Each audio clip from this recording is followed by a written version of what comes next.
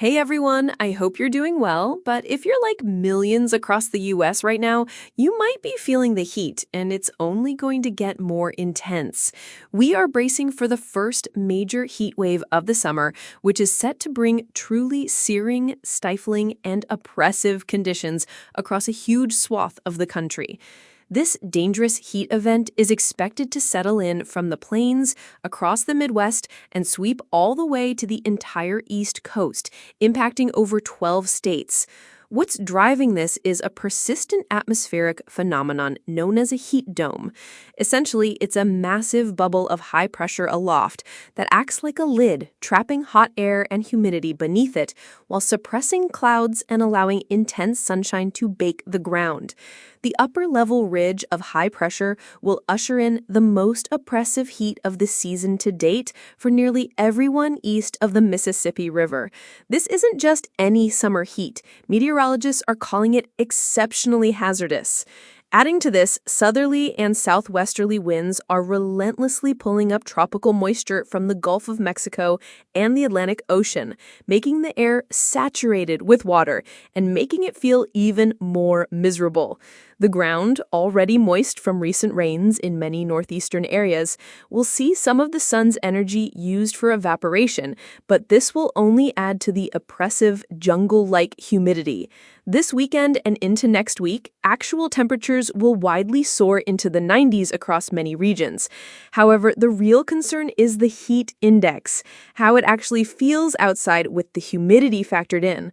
We're talking about feels-like temperatures easily hitting triple digits, often pushing over 100 degrees, and even up to 105 to 115 degrees in places like the Midwest and Mid-Atlantic. Major cities across the country are anticipating these dangerous conditions.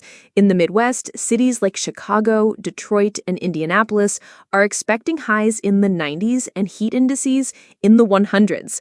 Des Moines and Omaha could see heat indices of 105 to 110 degrees or even greater, with actual temperatures reaching the mid-90s.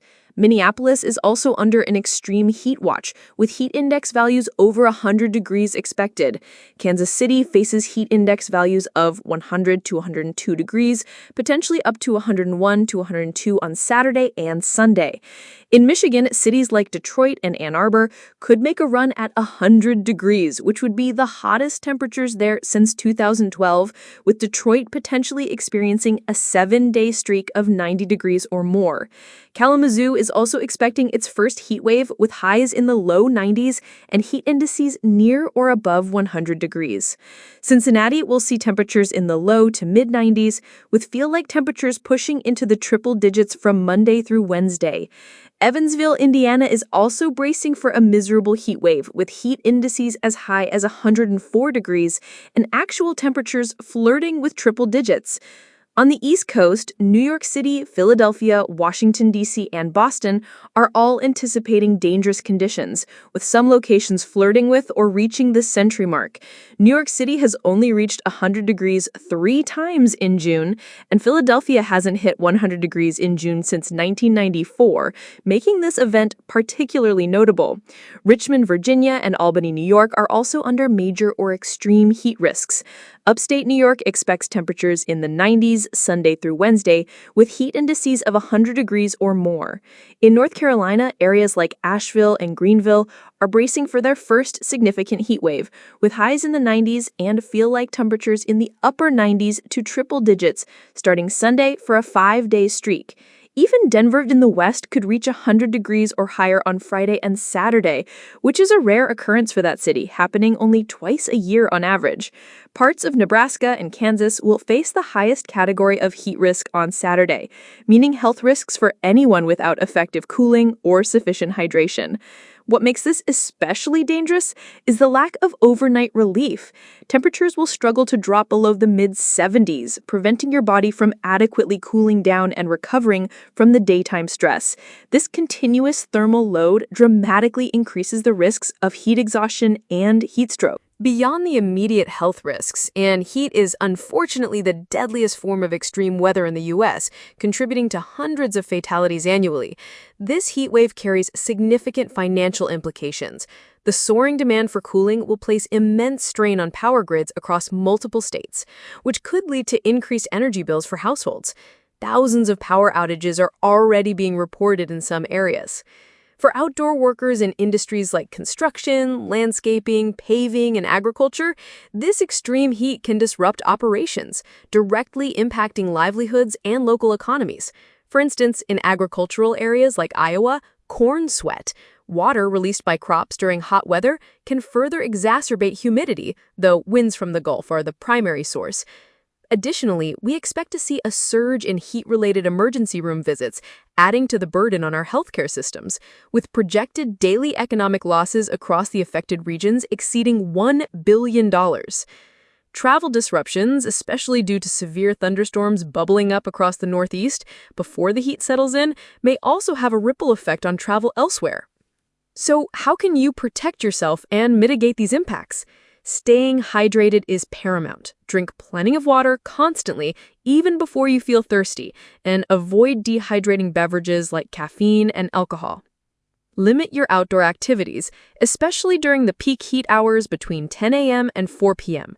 If you must be outside, seek shade, wear loose, lightweight, and light-colored clothing, and apply cold packs to pulse points like your neck and wrists. Avoid strenuous activities and reschedule them for early morning or late evening. Indoors, keeping your blinds and curtains closed, especially on sun-facing windows, can help block out sun. Use fans wisely. Box fans and windows to push hot air out, and ceiling fans should spin counterclockwise to push air down. You can even try a DIY cooler by placing a bowl of ice in front of a fan. Limit the use of heat-generating appliances like ovens and dryers during the hottest parts of the day. Take cool showers or baths to lower your body temperature quickly. For those without adequate air conditioning, public cooling centers are often available in communities, and their availability is critical as some homes without AC can become dangerous heat traps. Most critically, remember to check on elderly neighbors, young children, and those with chronic health conditions who are especially vulnerable to heat. And never, under any circumstances, leave people or pets in a closed vehicle.